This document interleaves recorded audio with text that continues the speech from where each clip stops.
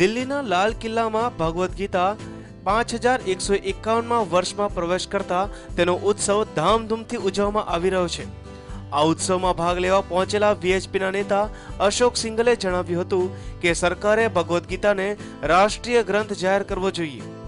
પ્રાપ્ત વિગતો અનુસાર ભગવદ્ ગીતાના 5151માં વર્ષના પ્રવેશને લઈને દિલ્હીના લાલ કિલ્લા પર ચાલી રહેલા અવસર પર હાજર રહેલા વિદેશ પ્રધાન સુષ્મા સ્વરાજે જણાવ્યું હતું કે આ કાર્યક્રમમાં હું એક વિદેશ મંત્રી તરીકે નહીં પણ ગીતા અનુસાર જીવન જીવવાવાળી એક સાધકના રૂપમાં ઉપસ્થિત થઈ છું।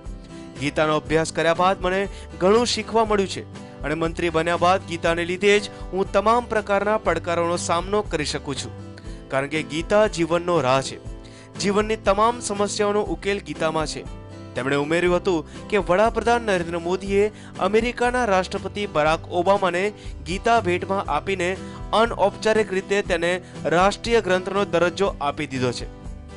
આ કાર્યક્રમમાં ઉપસ્થિત રહેલા હરિયાણાના મુખ્યમંત્રી મનોહરલાલ ખટ્ટરે એવી જાહેરાત કરી હતી કે આવતા વર્ષે ગીતાના 5151 વર્ષ પૂરા થવાથી તેઓ હરિયાણામાં વિરાટ કાર્યક્રમનું આયોજન કરશે। તેમણે જણાવ્યું હતું કે આ કાર્યક્રમ માટે ખાસ બજેટની વ્યવસ્થા કરવામાં આવશે અને ગીતા જયંતિના દિવસે ખાસ ટપાલ ટિકિટ બહાર પાડવા માટે વડાપ્રધાનને નિવેદન કરવામાં આવશે। Bureau report, news online.